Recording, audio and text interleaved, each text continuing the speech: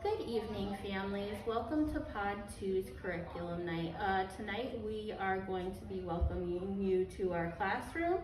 We're going to be showing you our different centers, and we will be showing you how we use emergent curriculum in our different areas of the classroom. The first area that I'm going to start with is the meeting area.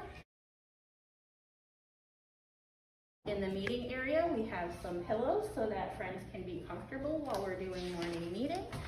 We also have our question of the day board, where we have a different question every day, and then friends find their names and they put if their answer is yes or no for the day, and we discuss it during morning meeting.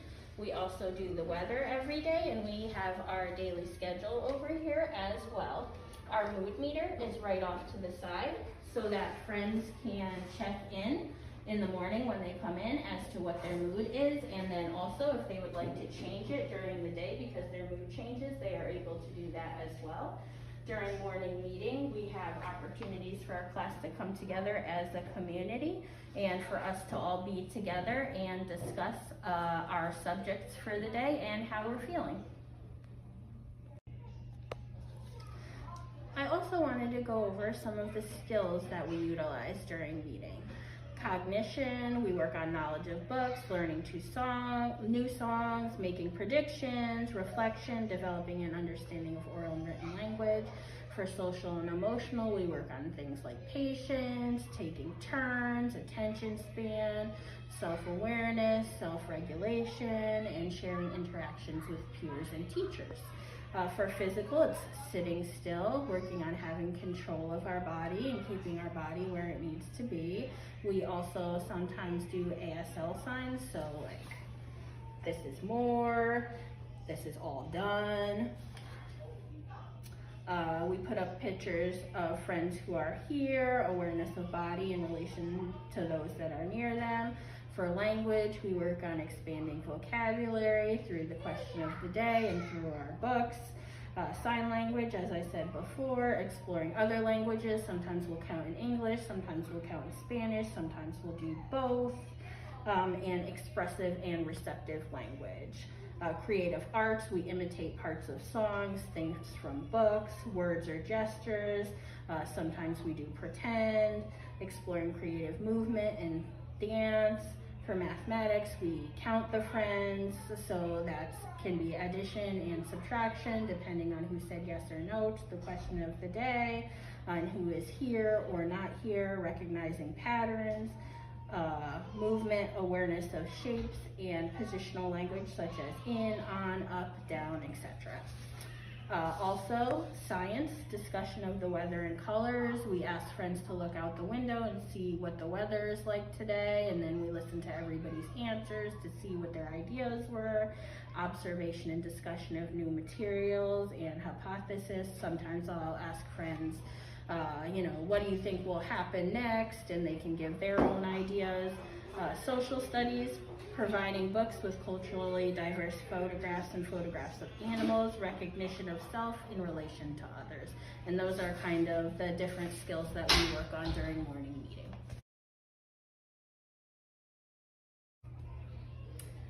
What can we learn while using the library area? The library area and the Cozy Box help to promote early literacy skills and foster creative thinking skills.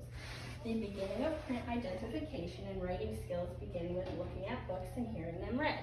The books in the library area are a variety of fiction as well as nonfiction that pertains to the range of children's interests, gaining a better understanding of a variety of emotions as well as the current topic of study. The books that have been read to the group are added to the library area, allowing children to read them on their own if they would like. This is our writing table. Some of the reasons we have a writing table are because it familiarizes children with the writing process even before they can actually write, why we write, and what writing means. It provides an opportunity for them to strengthen their fine motor ability in their hands, making it easier for them to write. It helps children master their grasp on pencils, markers, crayons, and scissors. It promotes language, having children tell us about their pictures, stories, or ideas. It exposes children to print, and teachers can model writing in a relaxed setting. Some of the things that you might see in our writing area are things such as this, clipboards with paper. We have colored pencils, sometimes we have crayons, sometimes we have markers, activities that familiarize children with letters, especially the letters in their names. Sometimes we have scissors and we can explore cutting. Things that help children with the muscles in their hands, such as ripping paper, squeezing tweezers, picking up small objects, and just like all our other centers, the materials that are in this area change every week depending on child interest. Why we have an art area. Art is very important for young children. It provides an area for creative expression. Children work on their fine motor skills through holding paintbrushes, sponges, and other kinds of art tools. It allows children to explore different materials to paint with or surfaces to paint on. Children can experience painting with different textures. Creativity is fostered through open-ended art materials. What you'll see at the art area: activities using different paint materials such as watercolor paint mixed with glue, sand, foam paint, or glitter to create different textures. Free play art objects where children can create murals together on one large sheet of paper, such as we did for our washi tape collage. Extended activities that take multiple days to complete, adding more each day so that children can expand on their ideas.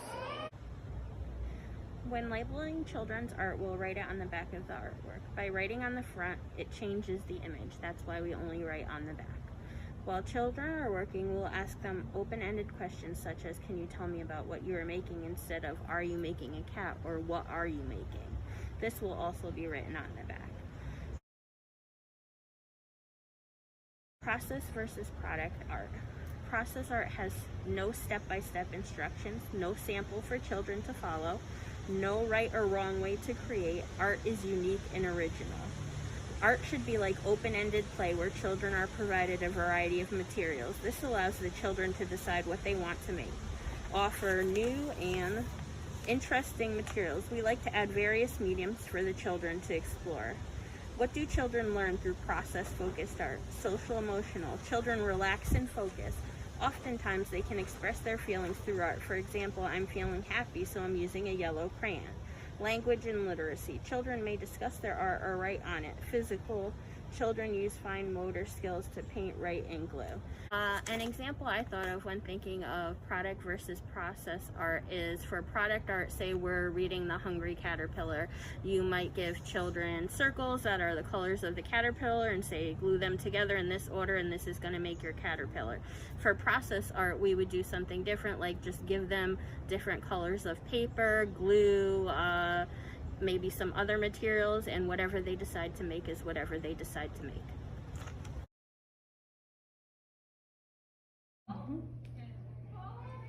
Why we have a dramatic play area. When children are playing, they're never really just playing. Children can use their imaginations to pretend to be someone or something else. Children can play out roles with costumes, dolls, or other props. It helps children gain an understanding of different roles in their community. It gives children opportunities to work together and enhance their problem solving and communication skills. It provides children a gross motor area where they can lift, climb, and move props around the space. What you might see in dramatic play: a space decorated to align with a classroom interest, such as a pizza shop, post office, beach scene, farmer's market, or doctor's office. Right now, the children are very interested in cooking and restaurant type of things, so we have a lot of food items, a variety of materials and costumes for children to use, writing throughout the area, so children are exposed to print in a practical, real-world way.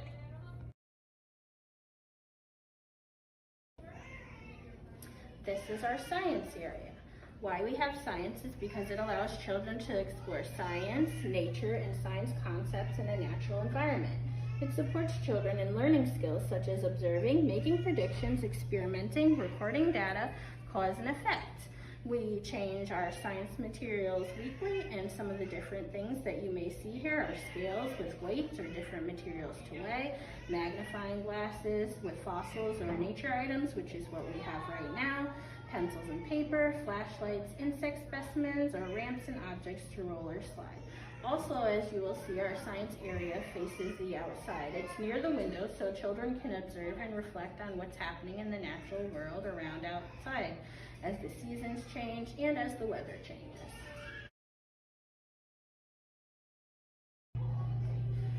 Alright, so this is our math area, and why we need a math area is because it helps preschoolers understand mathematical concepts through hands-on activities. Preschool-age children need to see how math is done, not through worksheets or writing numbers down, but by actually doing. Children are exposed to numbers, becoming more comfortable reciting and identifying their numbers. Preschool math is done through comparing, sorting, matching, and investigating. For example, right now we have some transportation counters on our math table. Children can use them to make patterns, or they can also use them to count and kind of explore so they get more familiar with these concepts.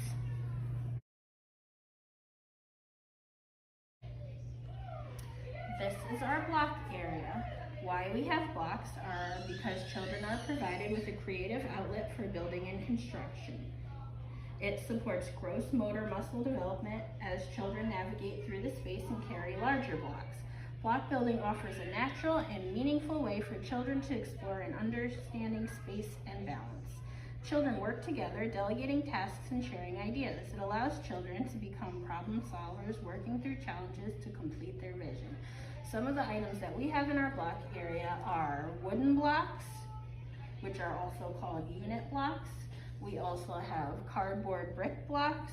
We have cars and street signs, and we also sometimes add nature items for them to build their ideas.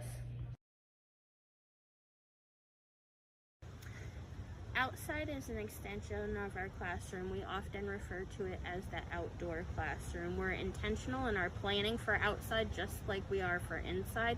We plan certain activities in certain areas. We have learning areas set up outside just like we do inside, the sandbox, we do obstacle courses, we do building, sensory box, and then we have our playhouse for dramatic play type activities. It gives the children the opportunity to explore the natural world. Oftentimes children will find insects outside, observe the squirrels and birds, and even watch the clouds.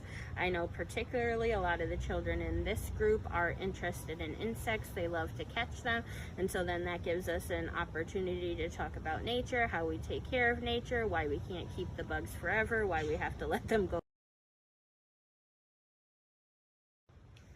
We are dedicated to outdoor play. We go out 2 times a day no matter the weather. Please make sure your child has the appropriate gear. Layers are very important, so if they get too hot or too cold, we can make sure that they're still comfortable by taking layers off or putting layers on.